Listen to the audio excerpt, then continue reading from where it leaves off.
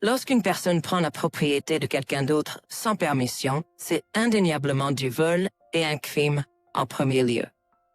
Il peut y avoir des dictons sur les voleurs ayant leur propre code, mais cela semble très peu probable. De plus, l'impact des actions du voleur sur ceux qui l'entourent peut varier considérablement en fonction de la cible du voleur. Je suis mariée à mon mari depuis 3 ans. Je veux un enfant depuis longtemps et je suis enfin enceinte. Je suis actuellement dans le dernier trimestre et je suis à la fois nerveuse et excitée alors que je me prépare pour l'accouchement. Aujourd'hui, j'ai décidé de laver les vêtements et sous-vêtements pour nouveau-nés que j'ai reçus de nos familles et amis pour pouvoir les utiliser à tout moment. Mon ventre a tellement grossi que je ne peux m'empêcher de dire « c'est parti » chaque fois que je me penche ou me retourne un peu. Mais étrangement, je me sens un peu triste en pensant que mon temps avec ce gros ventre est presque fini. Cependant, d'un autre côté, mon désir de voir mon bébé grandir jour après jour comme un ballon. Et mon mari et moi parlons au bébé dans mon ventre tous les jours. J'ai essoré les adorables vêtements pour bébé et les ai suspendus pour les faire sécher, et mon mari et moi avons parlé au bébé dans mon ventre tous les jours. J'ai essoré les adorables vêtements pour bébé et les ai suspendus pour les faire sécher, puis j'ai procédé à laver les couvertures de réception. Il y avait 2 couvertures au total.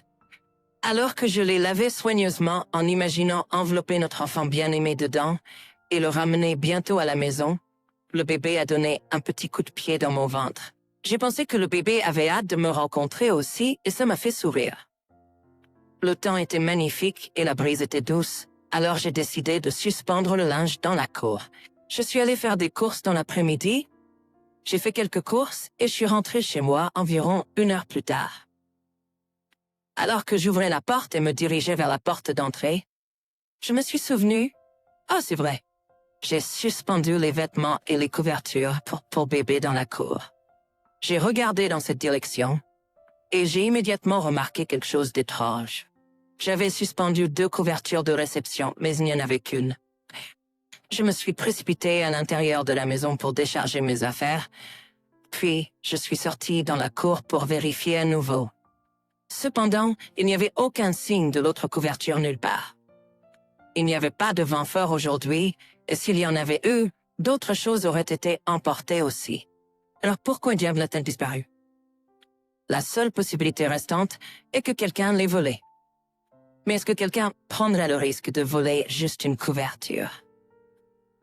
Cependant, cette couverture en particulier était un cadeau précieux de ma belle-mère.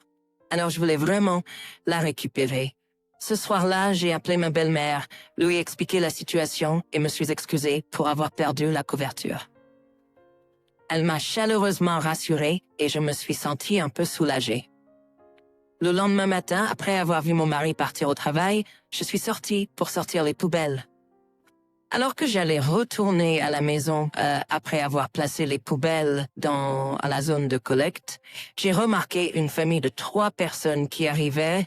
J'ai remarqué une famille de 3 personnes qui sortaient de l'entrée de l'immeuble d'appartement de l'autre côté de la rue. Depuis que je suis enceinte, mon attention s'est naturellement tournée vers les petits-enfants.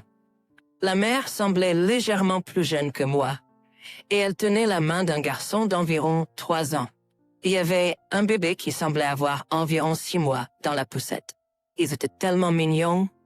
J'ai ralenti mon rythme et j'ai jeté un coup d'œil aux 2 femmes cegues, mais alors j'ai remarqué quelque chose d'étrange. La couverture qui était bien enveloppée autour du bébé dans la poussette. Serait-ce mon imagination? Elle ressemblait étonnamment à la couverture disparue hier. Ma tête était en feu, oscillant entre la certitude que c'était ma couverture et le doute que ce ne pouvait pas être la mienne. Quelques jours plus tard, ma belle-mère est venue chez nous et a apporté de la nourriture pour nous. J'ai marché dans le quartier avec ma belle-mère en discutant tranquillement pendant environ 30 minutes et je suis rentrée chez moi. C'est alors que j'ai aperçu la mère et les enfants d'il y a quelques jours qui marchaient vers nous. C'était à environ 10 mètres. Pétégon. Instinctivement, j'ai tiré sur la manche de ma belle-mère et j'ai chuchoté « Oh, Nicole! » « Ce qu'est-ce, s'il te plaît? Tu vois ce bébé là-bas? » J'ai fait un signe de tête. Tiens, Anta, la famille s'est tournée pour se diriger vers l'immeuble où ils vivaient. À ma grande surprise, ma belle-mère s'est rapidement approchée d'eux et a dit « Oh mon Dieu, quel enfant adorable! Je vais bientôt avoir un petit enfant aussi. » Elle a commencé à appeler joyeusement. La jeune mère s'est d'abord crispée, mais après avoir fixé le visage de ma belle-mère, pendant quelques secondes, elle a salué avec un enthousiasme. C'est vrai, mes beaux-parents possèdent cet immeuble. Elle en vérifie régulièrement l'état et fait un peu de ménage autour de l'appartement, donc les locataires la voient souvent. Je me suis un peu éloignée, observant la situation. La mère a fièrement remis la couverture à ma belle-mère. Ma belle-mère a regardé directement la mère.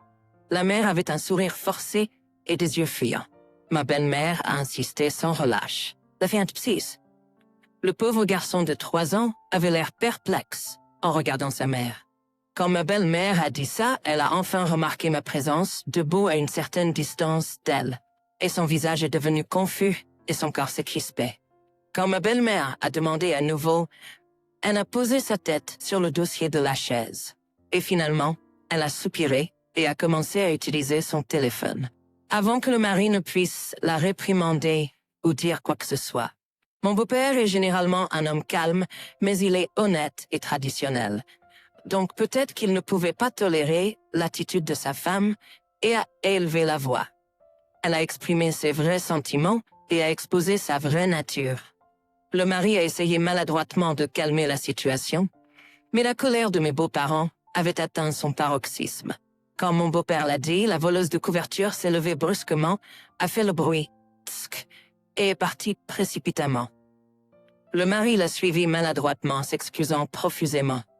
Mon beau-père a immédiatement appelé l'agence immobilière, ne cachant pas sa frustration dans sa conversation. D'après sa conversation, j'ai déduit qu'il prévoyait d'expulser le couple de l'appartement. Mais même s'il était le propriétaire, je n'étais pas sûr de son autorité pour appliquer de telles actions. Je ne savais rien de ce genre de choses, car je n'étais pas impliqué dans les biens immobiliers de mes beaux-parents.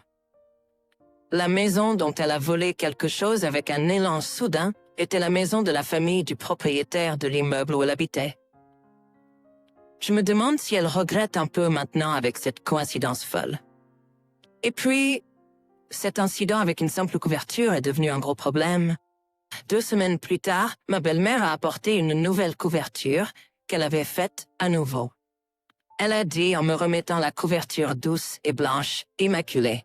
Ensuite, ma belle-mère m'a informé de ce qui s'était passé avec ce couple. Par la suite, mon beau-père avait contacté l'agence immobilière et mené une enquête auprès des locataires de l'appartement. Le taux de réponse était plus élevé que prévu et il avait demandé s'il y avait eu des problèmes depuis leur emménagement dans l'enquête. Étonnamment, près de 60% des locataires ont répondu qu'ils en avaient assez des mauvaises manières d'un résident. Ce résident dont il se plaignait était en fait la femme qui avait volé la couverture. Elle laisse la poussette et un tricycle dans le couloir, gênant les autres. Elle gare les véhicules de ses amis dans une place de parking sans permission. Malgré plusieurs avertissements, elle ne suit pas le calendrier de collecte des déchets et ne trie pas correctement ses ordures. Alors qu'elle se plaindrait vivement si les résidents à l'étage supérieur faisaient le moindre bruit, elle laisse ses enfants courir autant qu'ils le veulent, discute bruyamment avec ses amis qu'elle a invités et met de la musique à fond avec les fenêtres ouvertes. Mon beau-père a dit qu'il avait pris un risque et mené une enquête. Il a décidé de mener cette enquête en partant du principe que si une personne a le sens insensé de s'introduire chez quelqu'un, il y a une forte probabilité qu'elle cause également des problèmes dans l'appartement. Son intuition s'est avérée juste et il lui a demandé de déménager immédiatement en utilisant les plaintes honnêtes des résidents comme bouclier. Ma belle-mère m'a dit, quelques jours plus tard, je me préparais mentalement et physiquement à accoucher, car ma date d'accouchement approchait. Comme il faisait beau et très chaud, j'ai décidé d'arroser les plantes dans le jardin avant. Puis j'ai cru voir une silhouette bouger près de la porte. J'ai été surprise quand je me suis approchée et que j'ai vu ce que c'était. Il se tenait là, le voleur de couverture me fixant. « Puis-je vous aider? »« Pas de souci. » ai-je demandé. Elle a fait un bruit de dédain et a répondu. Elle a crié. Les passants ont commencé à nous regarder, surpris par son explosion.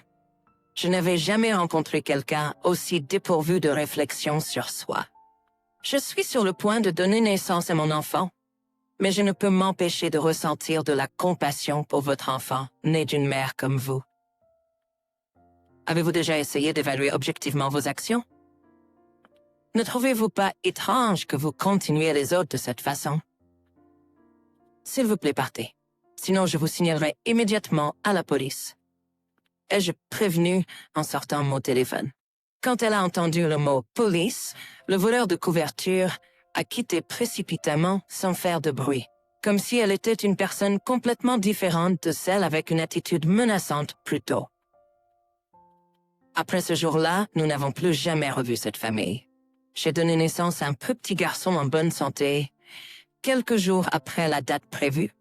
Le jour où je suis rentrée de l'hôpital, j'ai enveloppé mon bébé dans une nouvelle couverture de réception que ma belle-mère avait faite de tout son cœur. Et je suis rentrée chez moi, heureuse. Merci d'avoir lu jusqu'au bout.